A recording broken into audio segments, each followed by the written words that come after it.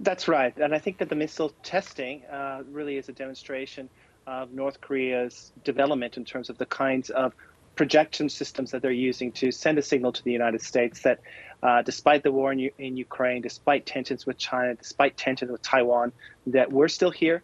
We need to engage in dialogue. We need to find some kind of compromise to really work out the challenges between this bilateral relationship. And that means sanction relief, that means recognizing North Korea as a nuclear power, and that means really reducing the US presence within the region.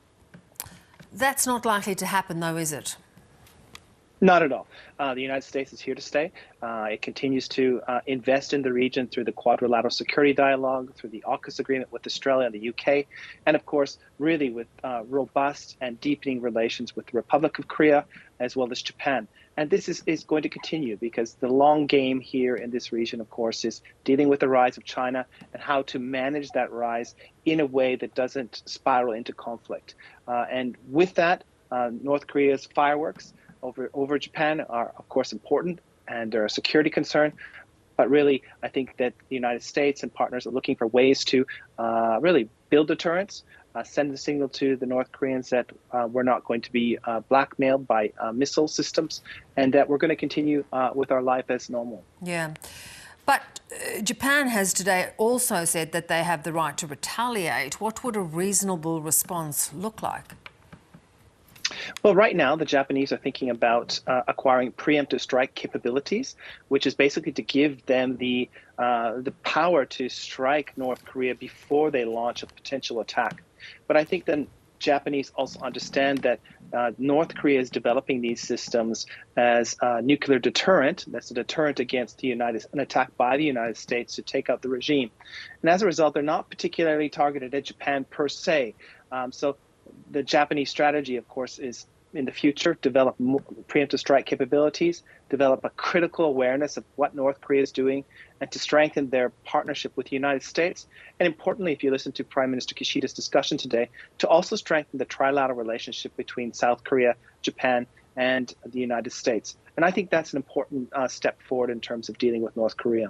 Yeah.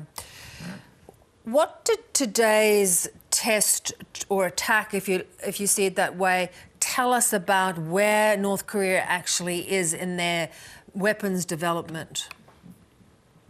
Well, I think there's a few things for us to think about here, Bev. First is the timing.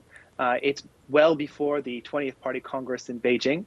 So North Korea is paying deference to Xi Jinping in China, which suggests that they still want to curry favor with China to perhaps sanction relief. But in terms of the testing of these missile systems, again, increased length, increased precision, being able to launch from North Korea over Hokkaido into the Pacific Ocean, demonstrating a skill to project and have a survivable warhead in their missile system. So these are all real demonstrations of the progress the North Koreans have made in terms of enhancing their capabilities, both from the projectile standpoint, but also the various kinds of missile delivery systems that they have been developing. And as you mentioned, this is the fifth test in 10 days. They're demonstrating the different kinds of capabilities they have to try and pressure the United States and partners within the region to come to a negotiating table. Yeah. And to your point about coming to the negotiating table, is North Korea, overblowing this existential threat when, in fact, as you point out, the US's attention is on a much bigger power that is of far greater concern? Well, I think there's a lot of different ways to be thinking about this. One is, because of the Ukraine war, because of COVID, and because of the threats towards Taiwan by China, really, North Korea has been sidelined. And Kim Jong-un, despite being an authoritarian leader, despite being a dictator, still requires the support of his elites. He still requires attention. And that I think in some ways, this missile launching is meant to brandish some military credentials as he's losing relevance within the international sphere. As the Biden administration has basically decided to wait them out until they change their position. And I think this is an important way to be thinking about why North Korea is ramping up pressure right now. And I think it may be because of domestic political challenges, but also a push to find some kind of sanction relief with the economy really in dire straits. Yeah, that's an important point. Stephen, great to see you. Thanks so much. Thanks so much.